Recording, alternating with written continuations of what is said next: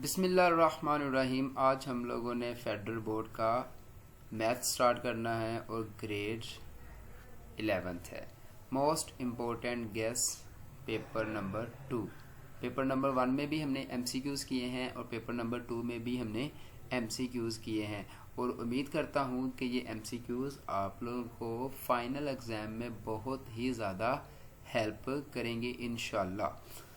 MCQs number 1, Which of the following sets is close under the subtraction? Under the subtraction जो set close होता है वो सिर्फ integers होते हैं। MCQs number 2, What is the order of the matrix? या matrix दे दिया गया है, इसका ऑर्डर लिखना है। ऑर्डर की डेफिनेशन क्या होती है? ऑर्डर हम लिखते हैं रो बाय कॉलम। अब रो कितनी है? एक ये रो है और एक ये है, तो ये आ जाएगी 2 रो बाय कॉलम। कॉलम 1 2 3 और ये 3 बाय 2 बाय 3, यानी कि 2 3 का कॉलम में मिल गया और ये 2 बाय 3 ऑप्शन है। Option number A is correct. MCQs number 3, if a is equal to 1 0 1 minus 1 what is a square? तो a square फाइंड करने के लिए हमें a मल्टीप्लाई a करना पड़ेगा। इसको हम सॉल्व करते हैं। तो a का हमें वेक्टर मैट्रिक्स दे दिया गया, हमने a स्क्वायर फाइंड करना। a स्क्वायर फाइंड करने के लिए हम क्या करेंगे? a square is equal to a multiply a। a को a के साथ मल्टीप्लाई कर देंगे 1 0 0 माइनस 1, मल्टीप्लाई इसी मैट्रिक्स के साथ मल्टीप्लाई कर देंगे 1 0 0 माइनस 1। अब मल्टीप्लिकेशन का रूल क्या है? First row first column 1 multiply by 1 तो ये आ जाएगा 1, फिर 0 मल्टीप्लाई बाय 0 तो प्लस 0, फिर first row second column 1 multiply 0 तो 1 मल्टीप्लाई 0 तो ये क्या आ जाएगा 0, तो ये आ जाएगा इधर 0। अब 0 मल्टीप्लाई बाय -1 तो ये भी क्या आ जाएगा 0। अब second row first column 0 multiply by 1 तो ये आ जाएगा 0, -1 मल्टीप्लाई बाय 0 तो ये भी क्या आ जाएगा 0, 0 मल्टीप्लाई बाय 0 0, 1 मल्टीप्लाई बाय -1 तो ये माइनस माइनस प्लस 1 आ जाएंगे, तो क्या आ जाएगा 1 0 0 1। तो 1 0 1 ये मैट्रिक्स होता है हमारे पास आइडेंटिटी मैट्रिक्स। तो फाइनल आंसर हमारे पास क्या आ गया? I। So option A is correct. MCQs number 4, the solution of absolute value x minus 5 is equal to 3। तो इसको सोल्व करते हैं। ये में गिवन है, इसको सोल्व करते हैं। तो जब इसको सोल्व करेंगे, ये एब्सोल्यूट वैल्यू यानी कि मोड है, अगर ये हम रिमूव करेंगे तो जो अगली वैल्यू होती है इसमें क्या आता है? +-1, यानी कि x minus 5 is equal to +-3। अब जो वैल्यू है 3 की वो एक दफ़ा प्लस में एक दफ़ा माइनस में है, तो इनको लदा लदा लिख लें। x minus 5 is equal to 3 and x minus 5 is equal to -3। ये -5 इधर आके प्लस का हो जाएगा। x is equal to 3 + 5, x is equal to 8। ये माइनस का 5 है, इधर आके प्लस का हो जाएगा। x is equal to -3 + 5, so x is equal to 2। अब x की दो वैल्यू आ गई है, 8 आ गई है 8 और दूसरी वैल्यू क्या है 2। 8 और 2 इसका आंसर है। 8 और 2, 8 और 2 option C is correct. MCQs number 5, what is the number of the subset of a set contain 5 element? एक सेट है, उसके अंदर एलिमेंट्स कितने हैं? 5 है, तो हमने टोटल सबसेट बनाने हैं। टोटल सबसेट का फॉर्मूला क्या है सबसेट फाइंड करने का? Subset is equal to 2 raise to the power n। n हमारे पास क्या है 5, तो 2 की पावर 5 2 की पावर 5 32 के बराबर होती है। So option C is correct.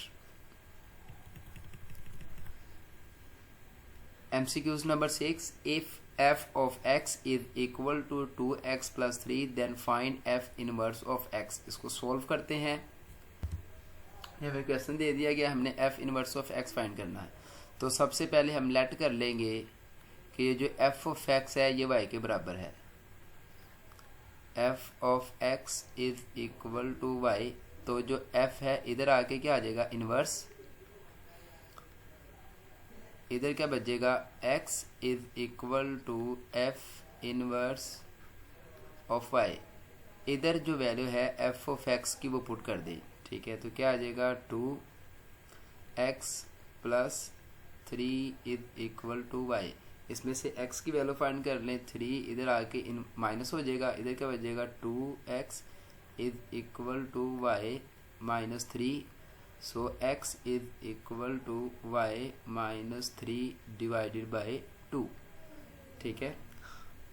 अब x है जो x is equal to y minus 3, अब x की वैल्यू क्या थी ये वाली, इसमें ये पुट कर दें तो क्या आ जाएगा f inverse of y is equal to y minus 3 divided by 2। अब y को रिप्लेस कर दें x के साथ, तो f inverse of x is equal to x minus 3/2। तो ये हमारा क्या आ जाएगा final answer x minus 3 divided by 2, x minus 3 divided by 2। तो option A is correct. MCQs number 7, which of the following is a 1-1 function.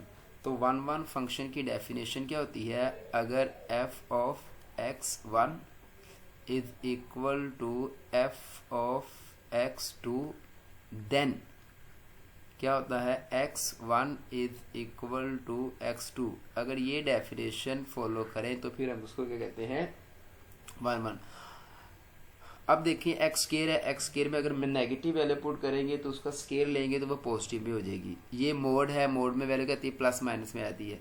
अगर x cube है तो उसे अगर नेगेटिव वैल्यू तो नेगेटिव ही वैल्यू रहेगी। So option C is correct. Cube में वैल्यू का साइन चेंज नहीं होता, प्लस स्केयर में वैल्यू का साइन चेंज हो जाता है। अगर माइनस में तो उसका स्केयर लेते हैं वो प्लस में हो जाती है, ठीक है। So option C is correct. MCQs number 8, which trigonometric identity is correct? So first is sin square plus cos square is equal to 1, तो पहले ही correct है तो इसको ही select कर लें, option A is correct। MCQs number 9, what is the values of sin 60? sin 60 की value होती है square root 3/2, so option B is correct।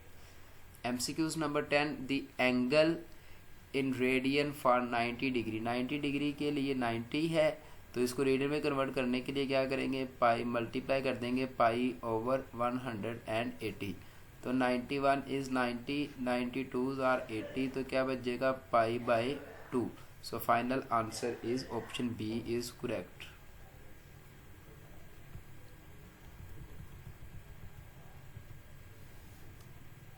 MCQs number 11, if tan x is equal to 1 then tan x। तो हमें value क्या दे दी गई है tan x is equal to 1, तो tan इधर आके क्या हो जाएगा inverse. So x is equal to tan inverse 1। tan inverse 1 की वैल्यू होती है 45। So option C is correct. MCQs number 12, in a right triangle if opposite is 3 and hypotenuse is 5 then sin का formula क्या होता है? sin is equal to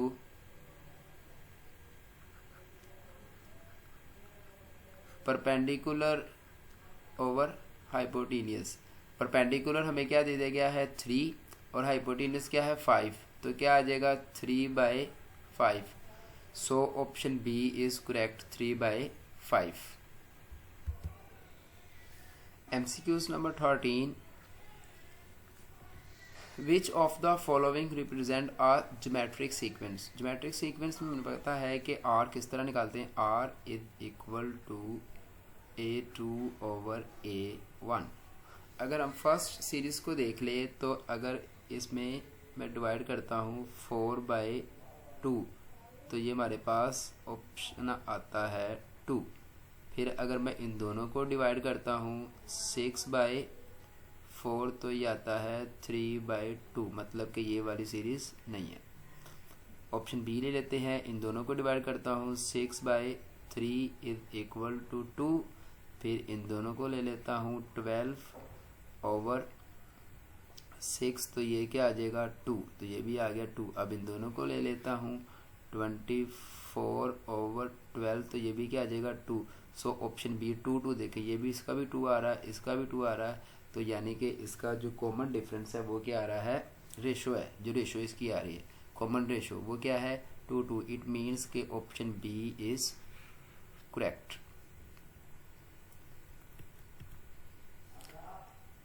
MCQs number 14, the common ratio of the sequence. अब हमने इसकी common ratio find करनी है।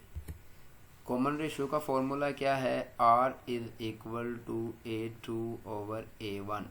इसमें A2 क्या है 6/2, 6/2 तो ये क्या आ जाएगा 3। So common ratio is 3। Option B is correct. MCQs number 15, if Sn is equal to n into n+1 divided by 2, what is the values of S10। ये क्या है S10, ठीक है। S10 यानी कि n की वैल्यू क्या है हमारे पास 10, तो इधर वैल्यूज पुट कर दे, जहाँ जहाँ पे n है वहाँ पे 10 पुट कर दे, यानी कि S10 is equal to 10 is equal to 10 into 10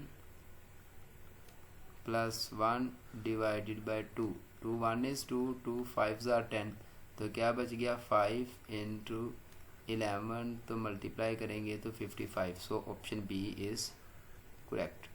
MCQs number 16, in binomial expansion the number of term is x plus a⁵ is. Number of terms का फार्मूला फाइंड करने के लिए, नंबर ऑफ टर्म्स फाइंड करने के लिए formula use होता है। Formula क्या है n+1। n की वैल्यू क्या है 5, तो क्या आ जाएगा 5 + 1 इज इक्वल टू 6। तो नंबर ऑफ टर्म इसमें कितनी आ जाएंगी 6। So option C is correct. MCQs number 17, what is the coefficient of x³ in x + 2⁴। इसको सोल्व करते हैं। अब हमें ये दे दिया गया है, तो सबसे पहले तो हमने टर्म्स निकालनी है। इसकी टर्म्स निकालने के लिए हम फॉर्मूला लगाएंगे इसके n - k is equal to power of x। Power of x क्या है 3, ठीक है। n की वैल्यू क्या है 4, तो क्या आ जाएगा 4 - k is equal to 3। k इधर आ जाएगा, 3 इधर चला जाएगा, so k is equal to 4 - 3। So k की वैल्यू क्या आ जाएगी 1। ये k क्या है नंबर ऑफ टर्म्स।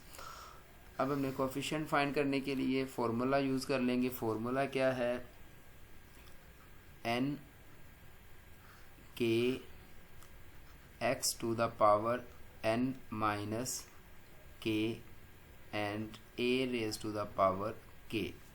अब n तो हमें पता लग गया 4 है, इधर लिख लेते हैं n is equal to 4, k is equal to 1 और a क्या है ये वाली value a is equal to 2।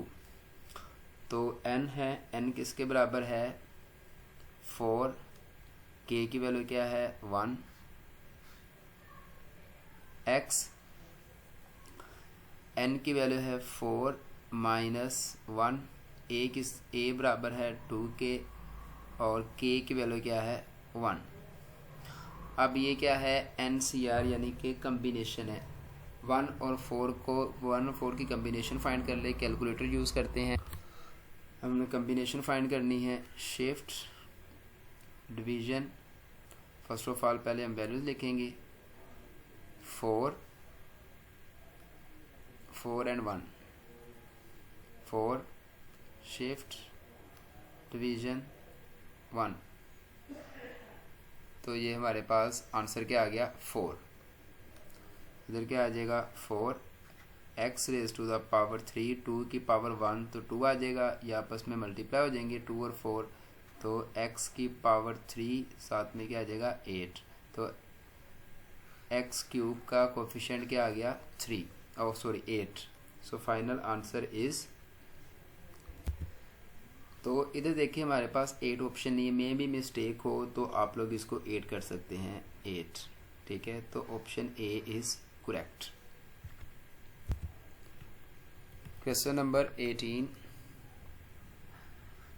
A fair die is rolled, probability of getting a number greater than 4। एक डाइस में टोटल नंबर कितने होते हैं 6, तो ग्रेटर देन 4 कितने होते हैं 2, तो 2 ओवर टोटल नंबर कितनी होती है 6, 2 डिवाइडेड बाय 6, तो ये क्या आ जाएगा 1/3।